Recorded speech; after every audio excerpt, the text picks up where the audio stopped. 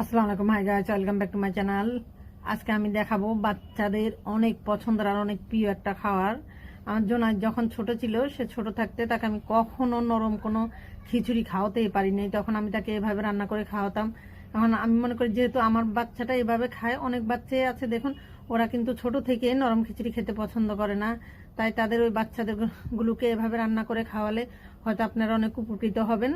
তাই ভিডিওটা আপনাদের সাথে শেয়ার করলাম। দেখুন আমি কিভাবে বাচ্চাদের রান্না করে খাওয়াই। ছোট বাচ্চাদের অনেক পছন্দের, অনেক প্রিয় একটা খাবার। ছোট বাচ্চা কেন, দেখুন বড়গুলোও খাচ্ছে অনেক মজা করে, তাদের কাছে অনেক ভালো লেগেছে। এখানে প্রথমে আমি কয়ের মধ্যে অল্প একটু তেল দিয়ে আদা কুচির আর রসুন কুচিটা দিয়ে এগুলোকে ভেজে নিয়ে এখানে আমি ছোট ছোট করে মুরগির মাংস নিয়ে মিনিট করে রেখেছিলাম। এই মাংসটা এবার আমি কয়েক মিনিট ভালোভাবে ভেজে নেব।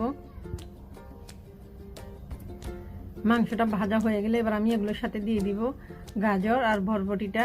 আপনি যখন 6 মাসের বাচ্চাকে খাওয়াবেন, এই বরবটিটা আর গাজরটা আরও একবারে কুচি কুচি করে নেবেন। আমার বাচ্চাটা যেহেতু বড়, তাই এগুলোকে আমি একটু বড় করে নিয়েছি। আপনারা এগুলোকে আরও ছোট করে নেবেন। আর দেখুন এই সবজিটাতে যখন আমি লবণ দিয়েছি তখন কিন্তু প্রচুর পানি বেরিয়ে গেছে। এই পানিটা দিয়ে কিন্তু সবজিটা অনেক ভালোভাবে সিদ্ধ হয়ে গেছে।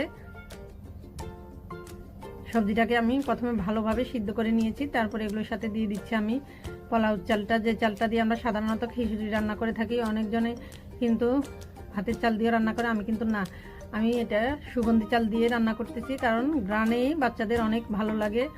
এবার আমি এগুলোর সাথে দিয়ে দিচ্ছি পানি। যতক্ষণ পর্যন্ত না চালটা সিদ্ধ হবে ততক্ষণ পর্যন্ত দেখুন আমি এগুলোর সাথে পানি দিয়ে দুইবারে পানি দিয়েছি। দুইবার পানি দেওয়াতে দেখুন চালগুলো একেবারে সিদ্ধ হয়ে গেছে, সবজিটা একদম হয়ে গেছে। এবার আমি উপর দিয়ে দিচ্ছি অল্প একটু পালংয়ের শাক। এই পালংয়ের শাকটা কিন্তু আমাদের বাচ্চাদের জন্য অনেক উপকারী। রক্ত শূন্যতা দূর করে, হাড় মজবুত করে, হজম শক্তি উন্নত করে, মস্তিষ্কের কার্যক্ষমতা বাড়ায়। এই পালংয়ের শাকটা বাচ্চাদের স্বাস্থ্যের জন্য অনেক ভালো, অনেক উপকারী। অনেক বাচ্চারাই শাকসবজি খেতে চায় না, একবারে এভাবে রান্না করে খাওয়াবেন, দেখবেন অনেক পছন্দ বাচ্চাদের, অনেক প্রিয় একটা খাবার।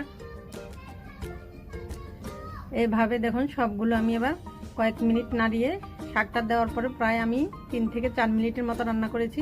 শাকটা একবারে সিদ্ধ হয়ে গেছে ভালোভাবে। এবার আমি নামিয়ে ফেলবো। সবগুলো হয়ে গেছে আমার খিচুড়িটা